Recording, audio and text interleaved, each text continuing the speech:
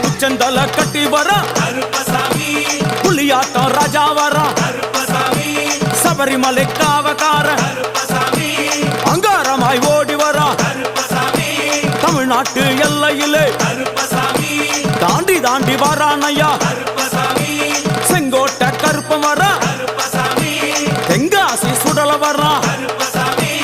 ஆம்பூர் சுடல வர சாத்துனூர் புதட்டம் வர அங்காரமாய் வாரானையா அவேசமாய் வாராரையா